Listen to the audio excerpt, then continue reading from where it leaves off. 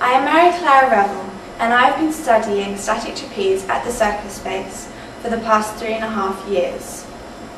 I've always found it weird telling people about it. They don't really seem to understand exactly.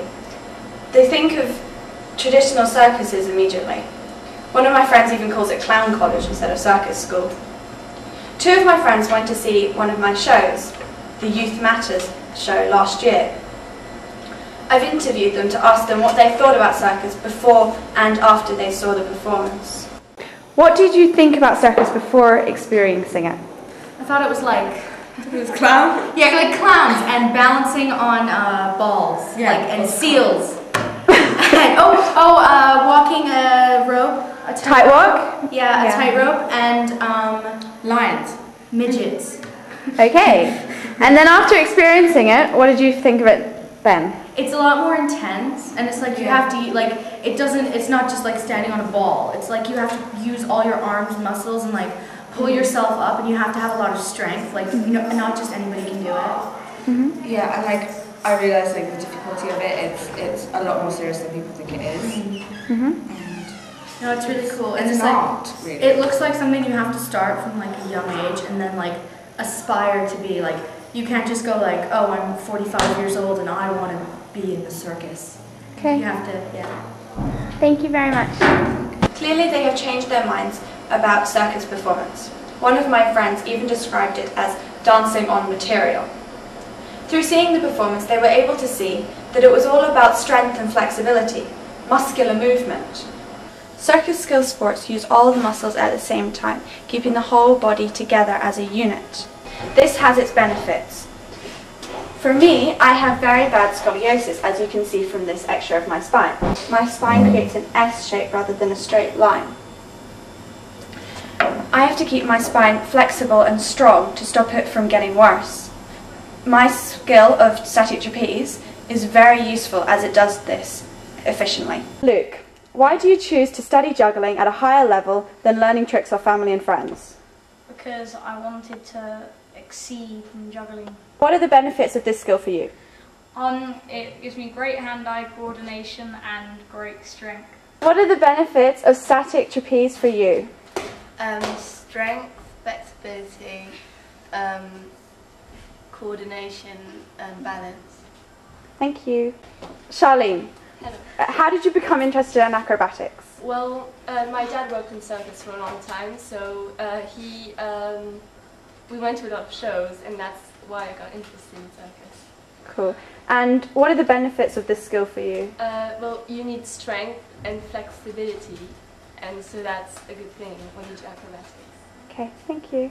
I have created an instructional trapeze video to show just how muscularly demanding circus training is.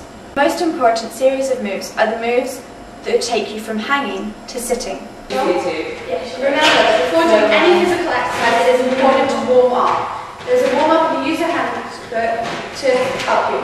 And also remember that always have a thick mat under the trapeze, and remember, wear suitable clothing that won't get trapped. When doing these moves, it is important to point the toes, especially during hawk's beats, as this is what holds the body on the bar. Keep tonic when beating. The abdominal muscles really need to contract. Hang with hands clasped onto the bar and beat up. Put legs between the hands, put legs on the bar, and squeeze tightly at the knees. This is hawks. Let go with the hands and beat back, up, and reach for the ropes at the front. Pull up and push legs straight to sit.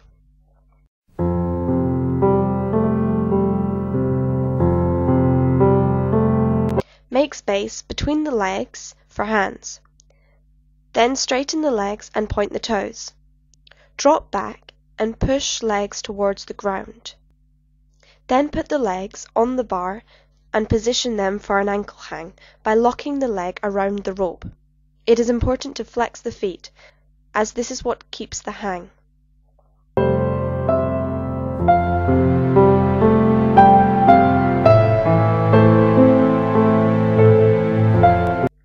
Place the hands on the bar, back into straddle, and push legs together, leaving space for hands on the outside. Hold here. Drop legs towards the ground, beat back and forward, slide them up the ropes and push them towards the floor over the bar.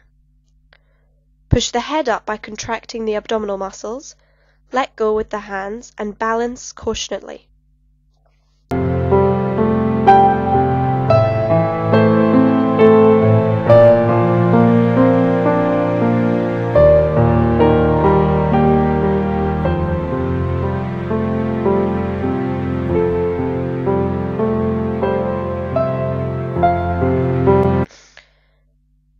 Drop head and bend knees.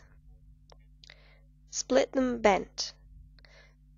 Slide down and catch the rope with the legs and hang with pointed toes. Go into hang by putting the hands as close to the legs on each side. Release the legs to a beat.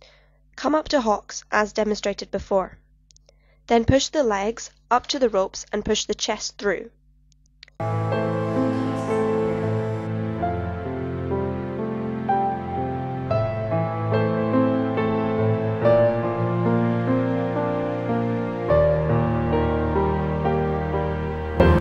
Come back to sit by going the opposite way to how to get into bird's nest.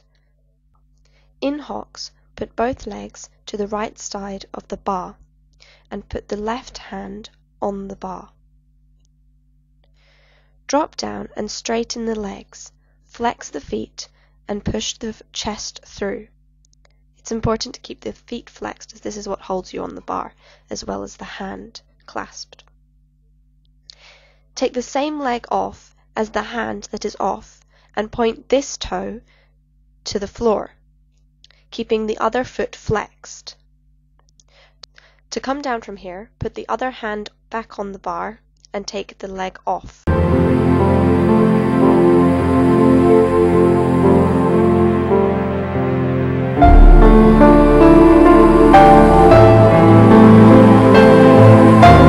Although all these moves are specific, feel free to create your own moves and transitions, but be careful. When finished training, don't forget to warm down. There's a warm down in the user handbook which would be good to practice.